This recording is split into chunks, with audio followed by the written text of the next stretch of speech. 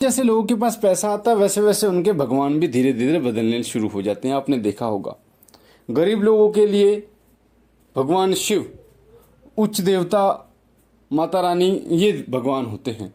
और जैसे लोगों के पास पैसा आता है वैसे वैसे लोग जो है वो बाबा होते हैं, जिनके हजारों लाखों शिष्य होते हैं, उनको ही सब कुछ मानना शुरू कर देते हैं।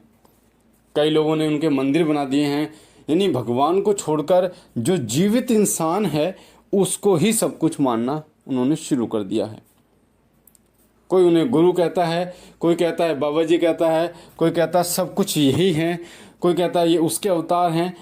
जो व्यक्ति जिंदा है यानी जीवित है और जो राजमहल जैसे व्यवस्थाएं जिनको मिली हुई हैं, जिनको महंगी महंगी गाड़ियां मिली हुई हैं, जिनके दर्शन करने दुर्लभ हैं, ऐसे को आप भगवान का दर्जा कैसे दे सकते हैं? तो सभी लोगों के जो है वो भगवान अलग अलग हो चुके हैं।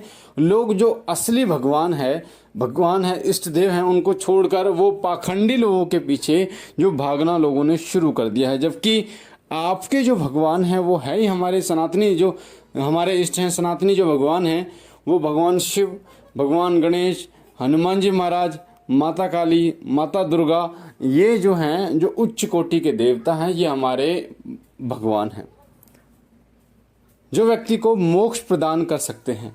और साथ ही इनकी पूजा के साथ ही जो कुल देवताओं की पूजा नहीं करते उन लोगों के लिए बहुत बड़ा दोष लगता है। कुल देवता दोष, पितृ देवता दोष, कुल देवी दोष एक ऐसा दोष होता है जिस दोष से अगर पीड़ित व्यक्ति पीड़ित हो जाए तो उसके घर में खाने के लाने पड़ जाते हैं, उसके घर में संतान की दिक्कत हो जाती है, उसके घर में काम धंधे की दिक्कत हो जाती है, उसके घर में तमाम जो रास्ते हैं, जो बरकत के रास्ते हैं, जो काम धंधे के रास्ते हैं, वो धीरे धीरे बंद होने शुरू हो जाते हैं। और ये तब पता चलता है उस व्यक्ति को जब काफ़ी दिन हो जाते हैं और धीरे धीरे जब उसको चोट लगती है। देखिए होता क्या है, जब वो सत्संग धारण करते हैं तो शुरुआत में कुछ नहीं होता। उनके कुल देवता ऐसे देवता होते हैं, इष्ट देवता ऐसे देवता होते हैं, या आपके पितर ऐसे होते हैं, वो आपको एकदम रिजल्ट नहीं देते, एकदम आपको दिक्कतें नहीं देते। ऐसा नहीं है कि आपको रोड पे ले आए, आपको मार दिया, आपको पागल कर दिया, वो ऐसा दिक्कतें नहीं करते क्योंकि आप उनके बच्चे होते हो। वो बार बार आपको संकेत देते हैं, बार बार आपको सुधरने का मौका देते हैं, स्वप्न के माध्यम से आपको सुधरने का मौका देते हैं, किसी घटना के माध्यम से आपको सुधरने का मौका देते हैं, और वो बार बार आपको चांस देते हैं ताकि आपके अंदर सतबुद्धि आए, आप फिर से अपने कुल देवता को, अपने कुल देवी को, अपने पितरों की सेवा शुरू करें। और जब वो तृप्त होते हैं तो आप तो स्वयं तृप्त हो जाते हैं। तो उनकी जो महत्वाकांक्षा होती है सिर्फ और सिर्फ आपको सही रास्ते पर लाने की महत्वाकांक्षा होती है। किसी प्रकार से वो आपका बुरा नहीं चाहते। पर होता क्या है कि जब आप भूल जाते हैं उन्हें, कई कई साल हो जाते हैं, आप पितरों को भूल जाते हो, आप कुलदेवता को भूल जाते हो, जब वो अपने भोग के लिए तड़पने लगते हैं तब वो आपको परेशानी शुरू करते हैं। जिस प्रकार से उनको उनका भोग प्राप्त नहीं होता, जिस प्रकार से वो भूख के लिए तड़पते हैं, वही पीड़ा वो धीरे धीरे आपको देनी शुरू करते हैं। जैसा आप उन्हें दोगे वैसा वो आपको देंगे।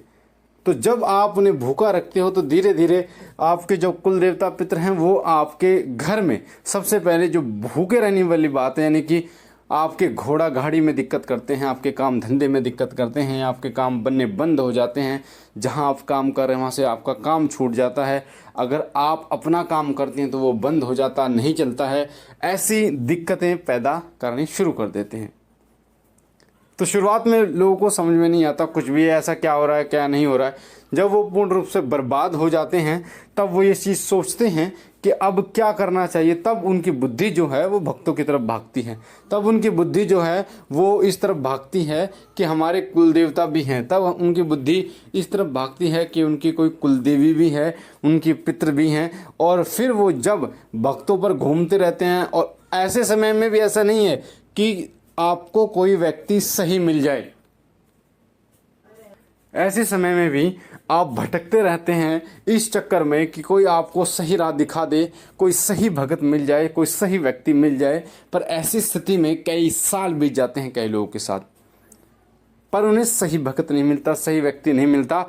और फिर जब कोई व्यक्ति मिलता भी है तो कोई 50,000, कोई 5,000, इतने इतने पैसे बताता है, और उस समय पर आपका दिमाग कार्य नहीं करता कि अब मैं क्या करूं क्या ना करूं। तो इसीलिए ये चीज़ें समझने वाली बात है। ये सोचिए आप कि अगर अभी से ही आप अपने कुलदेव और कुलदेवता पितरों को मना लें तो आपको दिक्कतों का सामना नहीं करना पड़ेगा।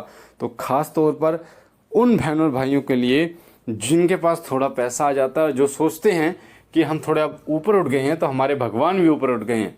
मैंने देखा है, खास तौर पर देखा है, लोग सत्संग कर लेते हैं, ये हमारे बाबा जी हैं, उनके दर्शन ही बड़े दुर्लभ हैं, हमारे बाबा जी कनाडा में हैं, अमेरिका में हैं, और उन्हीं को ही सब कुछ मानना शुरू कर देते हैं। उस परमपिता परमात्मा, उस परब्रह्म, उस निराकार ज्योति स्वरूप को पूजना शुरू मना करना कर देते हैं।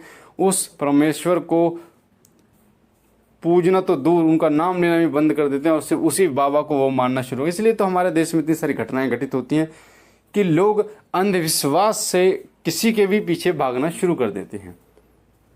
तो आप उनके पीछे भागिए जो हमारे महापुरुष रहे हैं, आप उनको जानिए, उनकी जीवनी पढ़िए। हमारे सनातन धर्म में लोगों ने ग्रंथों को पढ़ना छोड़ दिया है, गीता को पढ़ना छोड़ दिया है, महाभारत को पढ़ना छोड़ दिया है। हमारे धर्म ग्रंथों में ऐसे ऐसे ऋषि, ऐसे ऐसे महात्मा अभी भी हैं, हुए हैं, जिन्होंने हमें मार्गदर्शन किया है हमारा, और ईश्वर की प्राप्ति की है। तो उनको आप देखिए, उनको आप जानिए। जब आप उनके पीछे भागते हो तो वो आपको परमेश्वर से मिलाते हैं। तो इसीलिए इन जो लोग हैं, जो बाबा हैं, उनके पीछे ना भागकर उच्च कोटि के देवताओं के पीछे आप भागिए, ना कि ऐसे लोगों के पीछे भागना जिनके दर्शन भी आप ना कर सको। अजीब विचित्र सी बात होती है कि वीआईपी लोगों को उनके दर्शन होते हैं, बाकी जो लोग हैं तो भगवान कभी भी भेदभाव नहीं करते। आप भगवान की सेवा कीजिए, उस परम पिता परमेश्वर की सेवा कीजिए, उन्हीं को सब कुछ मानिए, तो आपको सब चीज़ें मिलनी शुरू हो जाएंगी। तो मुझे आशा है जो चीज़ मैं आपको समझाना चाह रहा हूँ आप समझे होंगे। बाकी अगर आप पहली बार हमारे चैनल शिव कृपा पे हैं तो आपके सामने जो लाल कलर का बटन है सब्सक्राइब का, उसे दबा के चैनल को सब्सक्राइब कीजिए, बेल आइकन को दबाइए, घंटे के निशान को, ताकि जो हम जानकारी डालें वो सबसे पहले आपको प्राप्त हो। हमारा नया चैनल, उसका लिंक डिस्क्रिप्शन में है, उसे भी सब्सक्राइब कीजिए, उसके साथ भी जुड़िए, ताकि भक्ति और भक्ताई से जुड़ी जानकारियाँ, मंत्र साधनाएँ निरंतर आपको प्राप्त होती रहें। लाइक कीजिए, शेयर कीजिए और बहनों भाइयों तक, ताकि और लोगों तक जानकारी जाए और लोग भी इसका फ़ायदा उठा पाएँ। बाबा भोलेनाथ से मैं विनती करता हूँ कि बाबा कृपा करें, आप पर कृपा करें, आपके घर पर कृपा करें, आपके घर में सुख शांति दें। हम मिलते हैं एक नई जानकारी के साथ, तब तक के लिए ओम नमः शिवाय, ओम नमः शिवाय, ओम नमः शिवाय।